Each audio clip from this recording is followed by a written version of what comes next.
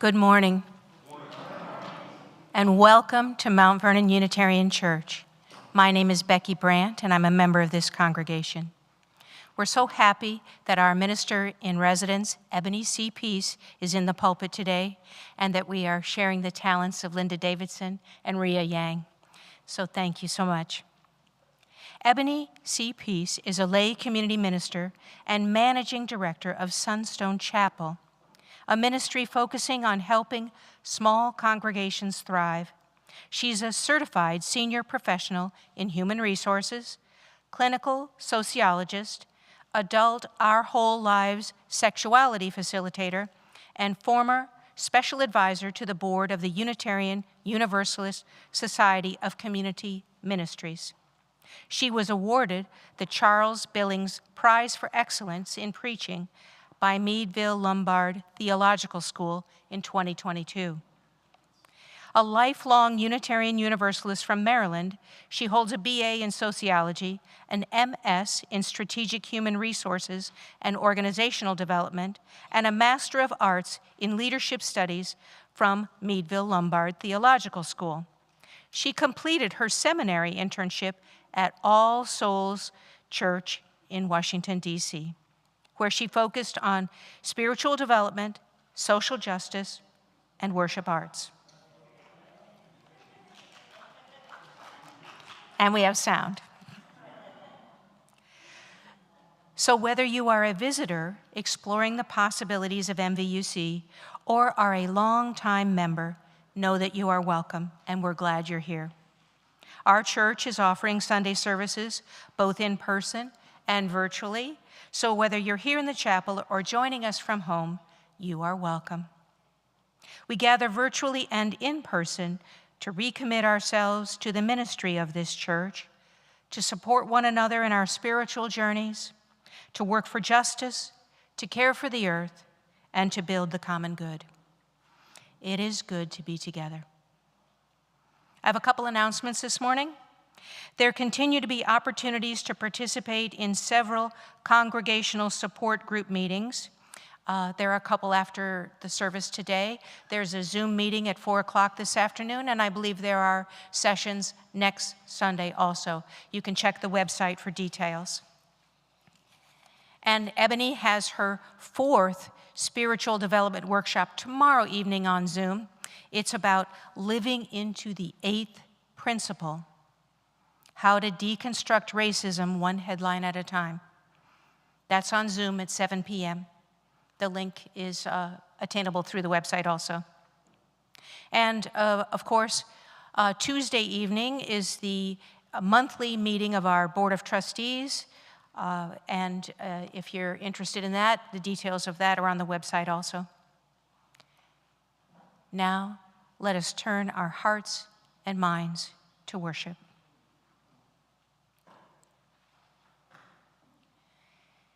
We come to the morning offering, where MVUC asks each of us to show our spiritual and material generosity. Each week, we share the plate with a charitable organization selected by the members of our congregation. This week, we are sharing the plate with the Frog Pond Early Learning Center. Frog Pond is a nonprofit early learning center founded by former MVUC member Pam Tinker back in 1998. Frog Pond provides a nature-based early childhood education. It's located on 2 acres of land adjacent to Huntley Meadows. At Frog Pond, children learn responsibility by caring and compassion by helping to care for goats and chickens and more. Frog Pond is able to enroll children with special needs and is wheelchair, walker accessible. At MVUC, we ask our ushers to collect the offering early in the service to create a physical and emotional space for all to participate in our meditative candle lighting without distractions later in the service. I invite you to contribute whatever you're most comfortable with to Frog Pond Early Learning Center and to this church community. We are grateful for your donation. And I see that the ushers have come forward. Thank you. It's okay.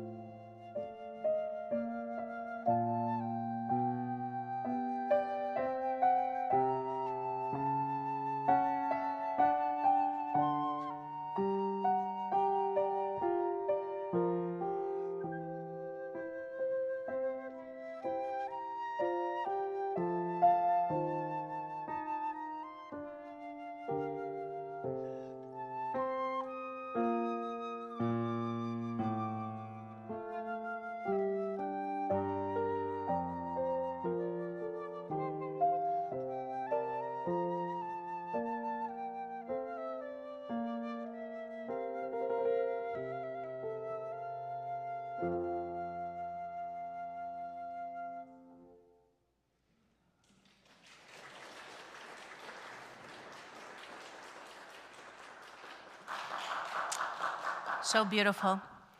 Now please rise as you're in body or spirit and join in the singing of our opening hymn, 318, We Would Be One.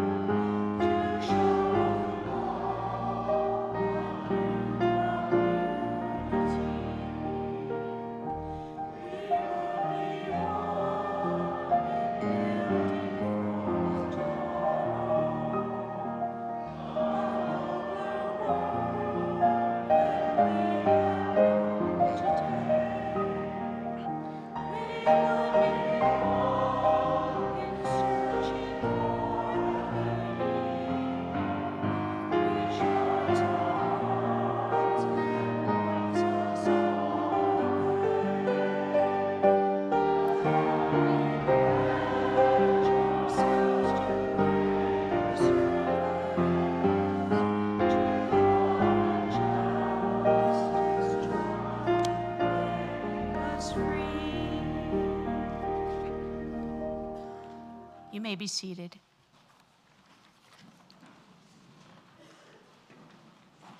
Our chalice lighting this morning is taken from Reverend Dr. Sherry Prudhomme's theological reflection on the proposed revision to Article 2. It's entitled, The Restorative Power of Love. We affirm the power of love to heal what is broken, to hold us together across pluralities of diverse religious practices and beliefs, to hold us when things fall apart, to grow our capacities, and to guide us as we return again and again in our families and communities to side with love.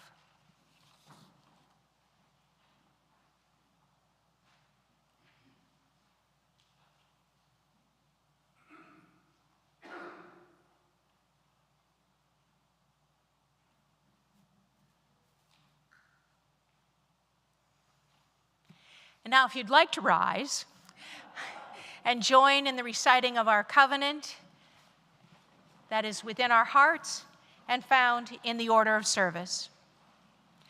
Love is the teaching of this church. The quest of truth is its daily task, and service is its prayer.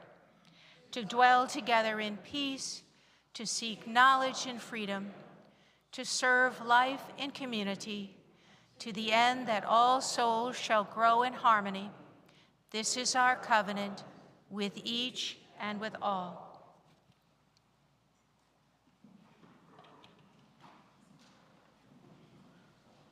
And now please turn to your teal hymnal, number 1023, Building Bridges.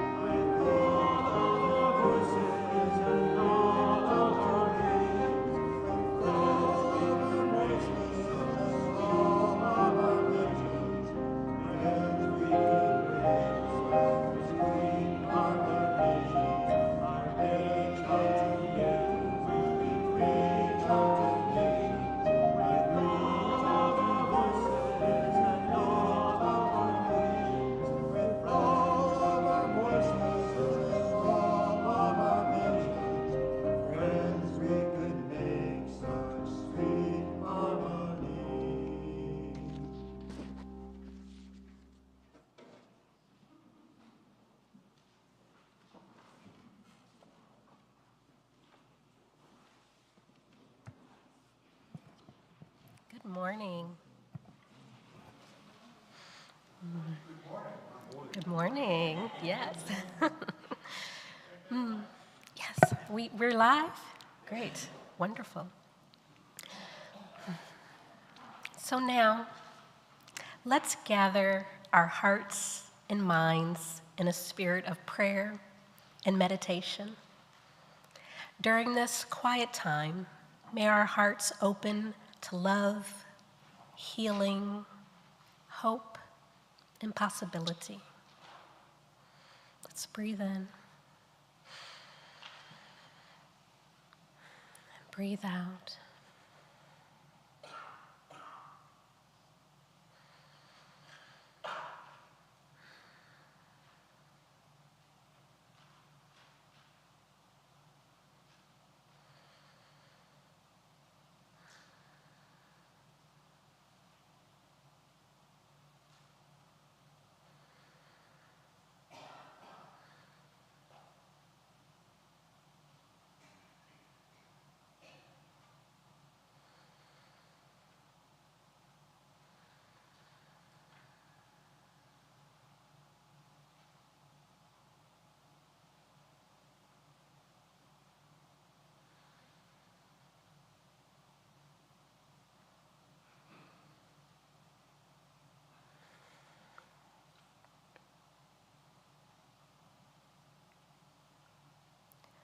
Love, healing, hope, and possibility.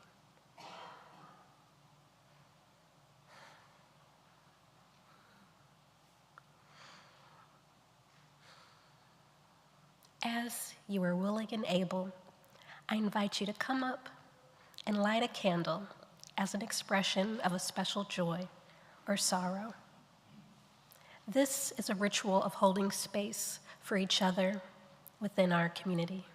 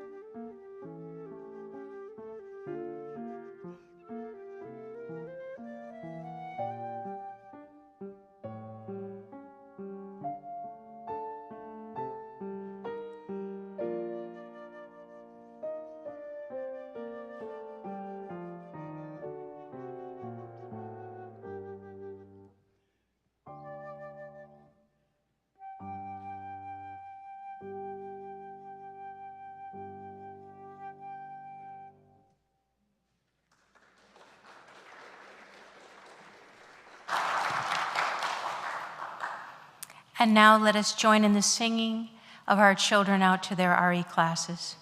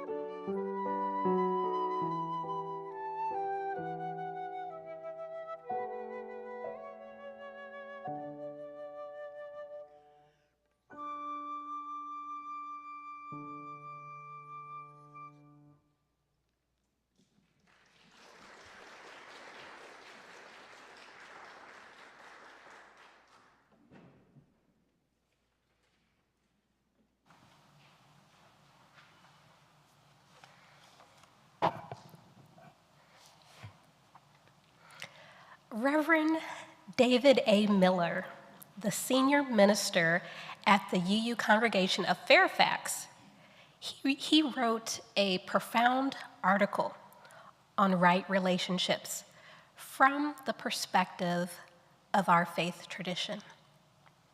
He reflected on how living into our covenantal relationships is a spiritual practice that is particularly Unitarian Universalist. He explained being in community can be challenging, but being in a faith community can give us the opportunity to explore our edges and test our assumptions. He goes on to provide 18 questions that he believes could be helpful as a reminder of how we might, as a spiritual practice, remain true to our covenants. I'll share some of these questions. 1, what intentions are we assuming of the other, and what impact are we having no matter our intentions?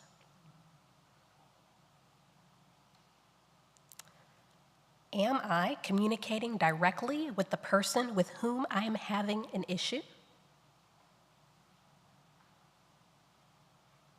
Am I resolving issues, or am I spreading them through gossip, anger, and/or frustration? These are just 3 of the 18. And I'll ask that a link to this article be shared in the next newsletter for you. Highly recommend to take a look at them.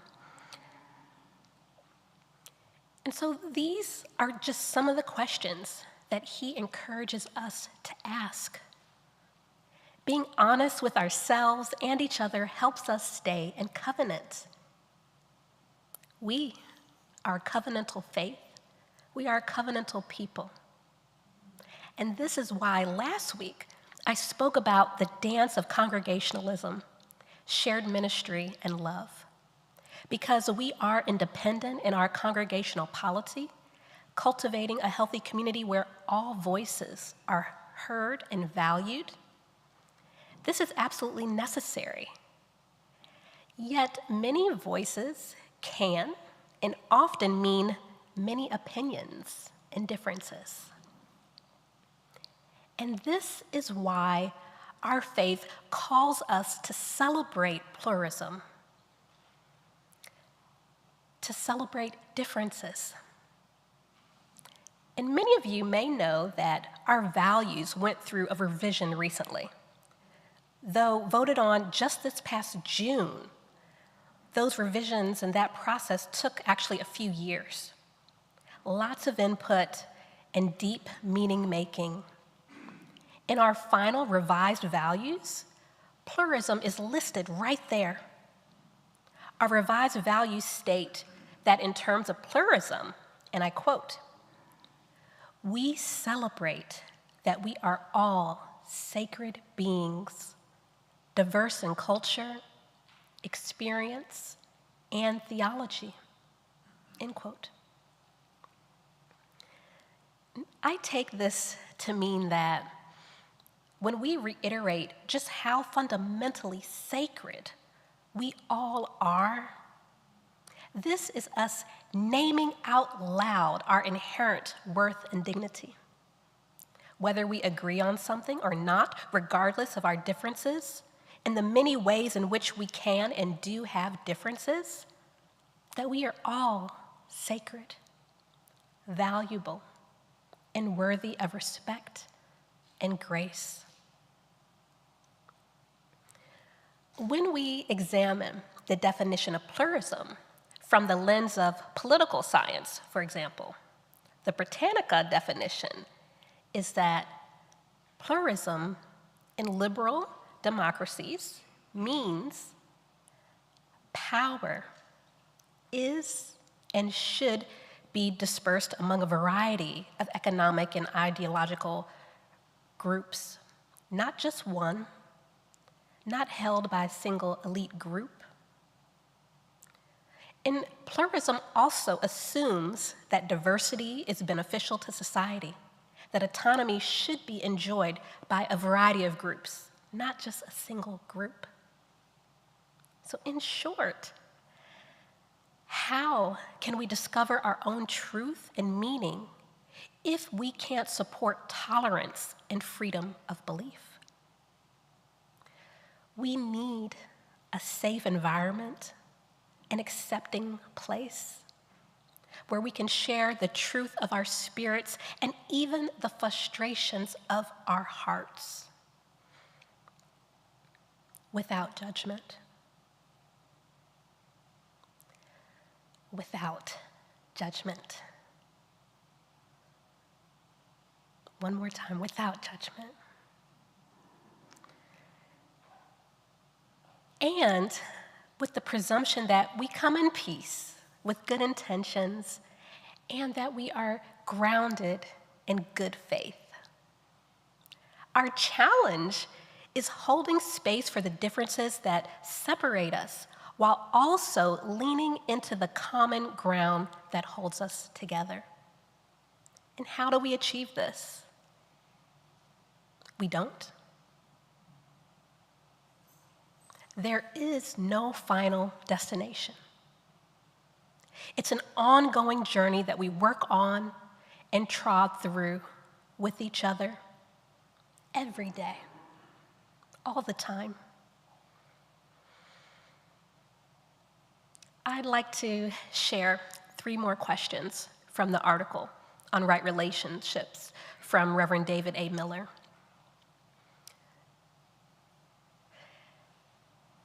he encouraged us to think about this question: am I reflecting on what personal wounds, issues, and tendencies of mine that are contributing to the issue?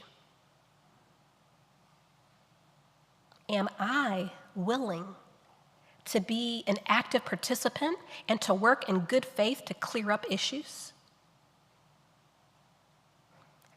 Am I projecting onto someone else through my own framework what they are thinking or doing versus engaging them and asking them to share their thoughts and story?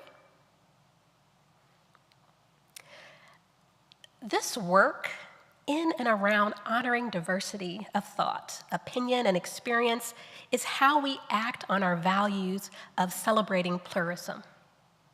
It can be challenging to celebrate something that can seem so difficult. We know that the right thing to do can often be the hardest thing to do. And this is why we must celebrate pluralism, not just tolerate it, not just accept it. It's similar to why, as Unitarian Universalists, being not racist is not enough. We need to be anti-racist. There's a difference, a big difference. One is about being a passive bystander, the moderate. The other takes action to help instead of simply not engaging in active, hands-on harm. And this is why we don't just talk about our values, but we go outside and we put a rainbow flag and a Black Lives Matter sign, because we are not just tolerant, we want to be full out welcoming. We embrace, we celebrate. Celebrating pluralism helps us get along better, helps us have a healthier community. Celebrating pluralism is about embracing our differences and need for our democratic processes, and congregationalism with love, so that we are proactive, that we are as proactive as possible in baking, cooking right relations into our practices and policies. I'll share a quick story. At a congregation that I worked with, we had a situation where a particular person seemed to be out of covenant pretty often. Some even left the congregation because those issues with that person being out of covenant had not been addressed in the way that it needed to be. Eventually, the congregation created a right relations policy. A lot of work went into it. The board and the minister drafted it, a UUA representative looked at it, and the congregation held many focus groups to provide input and adjustment. It took months. Once the policy was created, what do you think happened to it? Yeah. Yes. Say that again? It sat on the shelf. You're so close because it went into a drawer. Same thing, right? Yeah, it was pretty much never spoken about again. We worked months. Those focus groups, there were tears, there was yelling, there was apologies, there was a lot of good stuff. A lot of open truth came out. All that hard work into a drawer, on a shelf, not to be spoken about again. Then, when issues started up again in the future, a few people mentioned this right relationship policy as if it were a myth, a relic of the past. Some congregants didn't even know it had ever existed. Didn't we do that thing? Oh, I don't know what happened to it. Where is it? I remember, but I don't want to think about it. Or where is it? Do we still have it? Have you heard of it?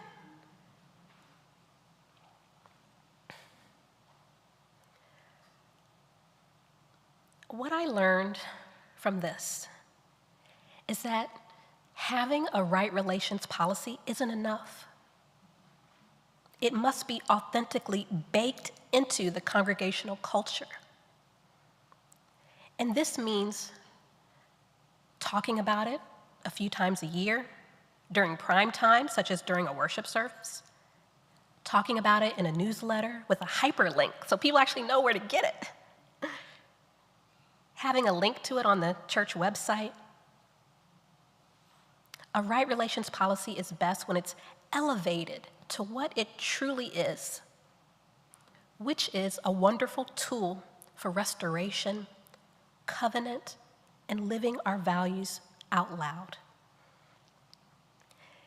It's kind of like networking.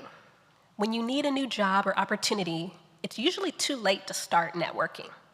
Networking has to be something you're always doing so that when you actually need it, it's been nurtured and ready to support you.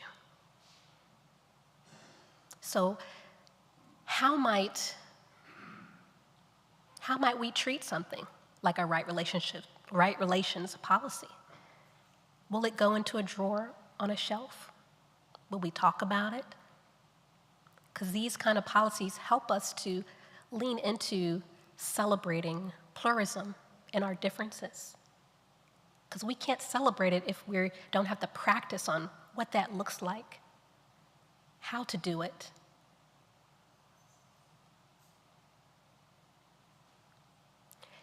And another way about how we can celebrate pluralism is by being transparent, creating safe spaces where we can openly and authentically share our truths. And here, we've created such safe spaces, right? Last Sunday, this Sunday, today at 4 p.m. on Zoom, so many opportunities. These are safe spaces, these small group support sessions. If we want to know how can we celebrate pluralism, how can we embrace our differences, create these spaces, and be a part of these spaces, it's attending, it's participating.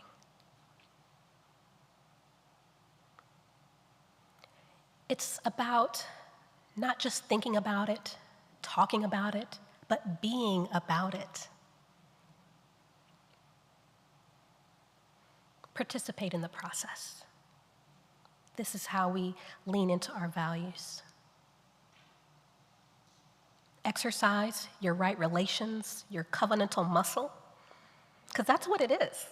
When you exercise that covenantal muscle, it's going to be uncomfortable. You may not want to go to the gym, right? Going to have those feelings like, do I feel like having these conversations right now? I don't really, but I know it's healthy for me to do. If you're having those feelings, that's a good thing. That's a good thing.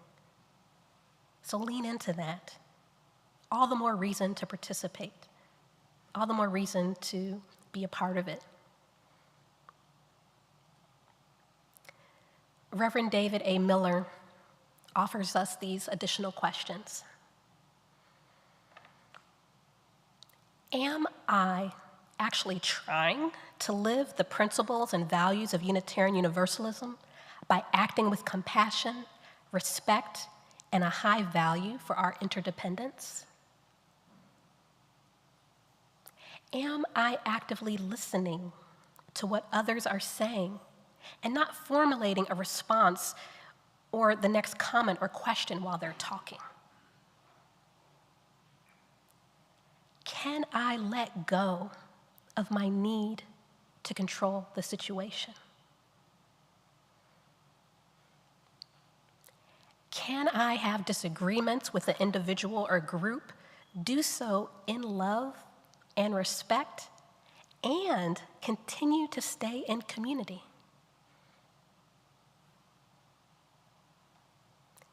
Can I reflect on how my attitude and actions contribute to the culture of our community?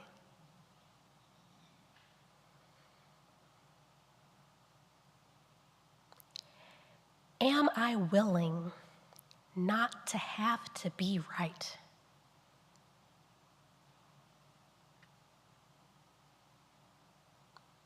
Am I being the change I want to see in the world and really acting in the way that models beloved community?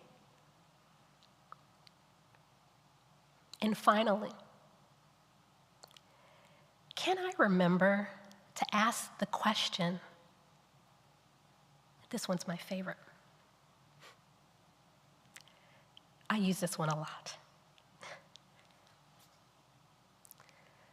What is the most loving thing I can do or say right now?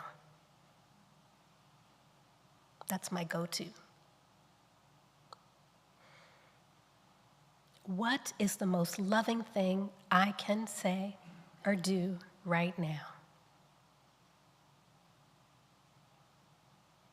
And this, at times, can be hard to say and even harder to hear.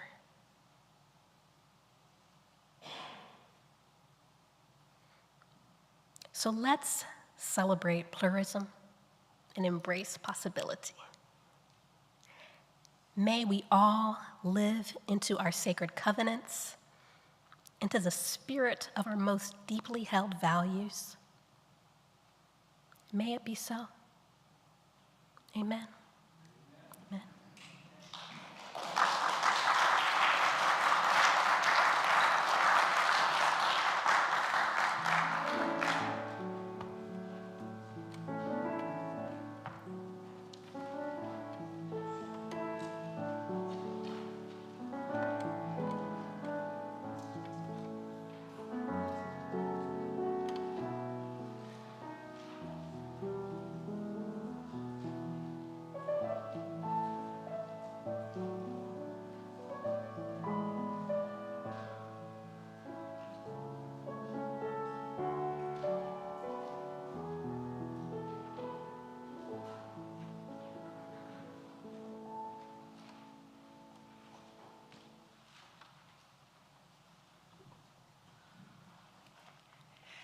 Please rise in body or spirit and join in the closing hymn, number 1029, Love Knocks and Waits for Us to Hear.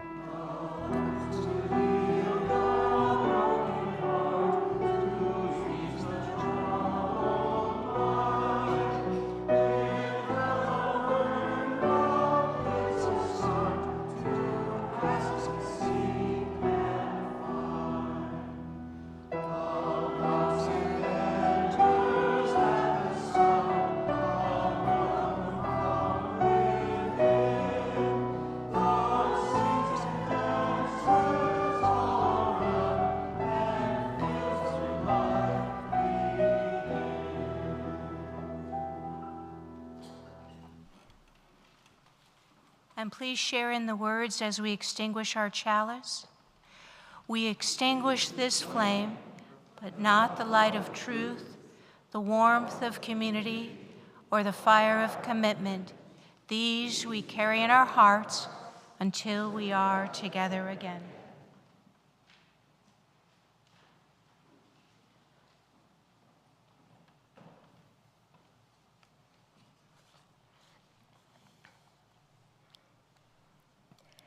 Be True, Be Well, Be Loving by Cynthia Landrum.